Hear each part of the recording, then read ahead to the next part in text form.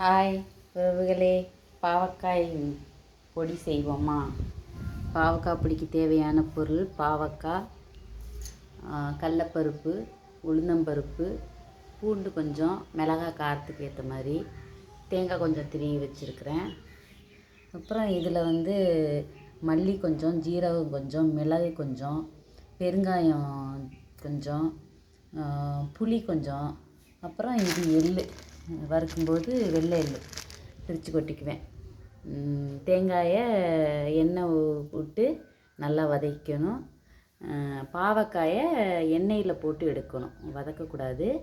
எண்ணெயில் போட்டு சிப்ஸு மாதிரி வறுத்து எடுக்கணும். வேறு இதெல்லாம் எண்ணெய் ஊற்றாமல் வறுத்து எடுத்துக்கணும். நான் இப்போ வறுத்துட்டு உங்களுக்கு காமிக்கிறேன். அடுப்பில் எண்ணெய் காயுது.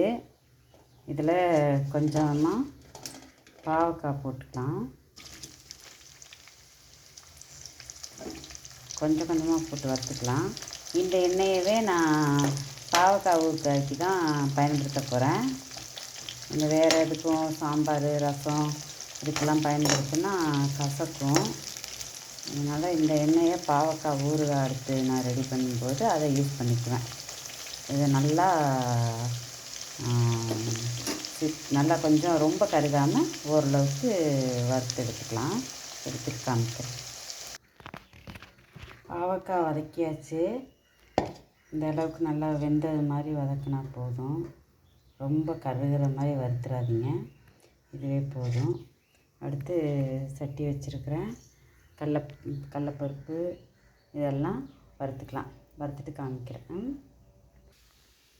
பாருங்கள். எல்லாமே வறுத்துட்டேன். உளுந்து, கடலப்பருப்பு, எள், மிளகாய், பூண்டு எல்லாமே வறுத்துட்டேன். இதுக்கு மட்டும் எண்ணெய் கொஞ்சம் ஊற்றி, இது பெருங்காயம் சின்ன சின்னதாக பிச்சு போட்டு பெருங்காயத்துக்கு மட்டும் கொஞ்சோண்டு எண்ணெய் ஊற்றிருக்கிறேன். இதுலேயே புளி கொஞ்சம் போடலாம்.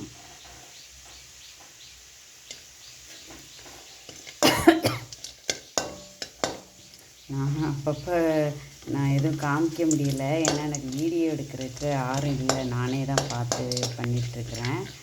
அதனால தான் ஃபுல்லாக என்னால் காமிக்க முடியல. அதோட மல்லி, சீரகம், மிளகு, மல்லி, சீரகம், மிளகு அதையும் போட்டுக்கலாம்.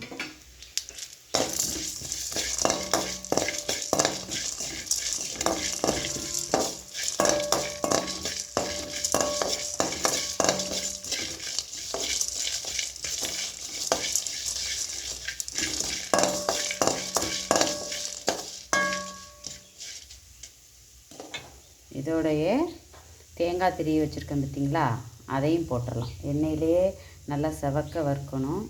தனியாகவும் வறுத்துக்கலாம். நான் இதிலே வறுக்க போகிறேன்.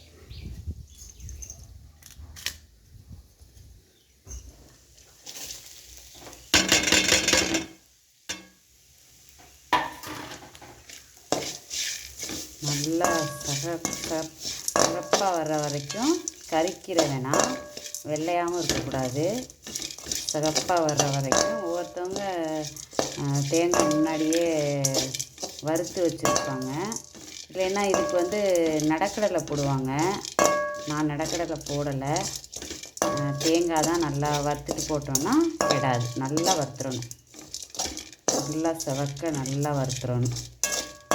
வறுத்துட்டு அப்புறமா எல்லாம் போட்டு அரைக்கிறது தான்.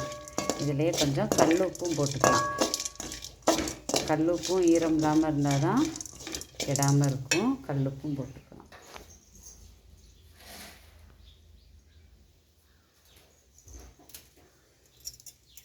கல் உப்பும் போட்டுக்கலாம். கொஞ்சமாக போட்டுக்கலாம். அப்புறம் வேணுன்னா போட்டுக்கலாம். நான் எல்லாம் வறுத்துட்டு காமிக்கிறேன். தெரியுதுங்களா? எந்த அளவுக்கு உங்களுக்கு தெரியல. தெரியுதுங்களா? நல்லா சிகப்பாக வறுத்தாச்சு. இதுக்கு மேலே வந்தால் கருகி போயிடும். தேங்காய் போட்டால் கெட்டு போயிடும்னு நினைக்காதீங்க. அந்த பாவக்காயோட கசப்பு கொஞ்சம் எடுக்கணுங்கிறது தான் நிலக்கடலை போடுவாங்க, இந்த தேங்காய் போடுவாங்க. நான் வந்து தேங்காய் போட்டிருக்கேன். நிலக்கடலை இது எனக்கு பிடிக்கல. அதே மாதிரி கட்டி பெருங்காயம் போட பிடிக்காதவங்க தூள் பெருங்காயம் லாஸ்ட்டில் இறக்கும்போது போட்டு கிளறிட்டு இறக்கிக்கங்க. இப்போ இது எல்லாத்தையும் ஓட்டிடலாம். இது வறுத்தாச்சு, ஆஃப் பண்ணிக்கலாம். பாவக்காய், இது பருப்பு. முதல்ல இந்த பருப்பு, எள், மிளகாய் இதெல்லாம் முதல்ல போட்டு ஓட்டிட்டு அப்புறம் எல்லாத்தையும் ஒவ்வொன்றா போட்டு மிக்சியில் போட்டுட்டு கொண்டாந்து காமிக்கிறேன். சூடாக இருக்குது, ஃபேன் காற்றுல கொஞ்சம் நேரம் ஆறட்டும். இது சொல்ல மறந்துட்டேன், கொஞ்சோண்டு வெல்லம் கடைசியில் அரைச்சிட்டு கொஞ்சோண்டு வெல்லம் போட்டு அப்புறமா அரைச்சிக்கலாம். இதை அப்போ இதோட போட வேணாம். எல்லாம் அரைச்சி பொடியானதுக்கப்புறம் கடைசியாக தேங்காய் போடும்போது அப்போ போட்டு இதை அரைச்சிக்கலாம். பாவக்காய்க்கு பிரண்டைக்கெல்லாம் கொஞ்சம் வெல்லம் போட்டால் தான் நல்லாயிருக்கும், புளி போடுறதுனால.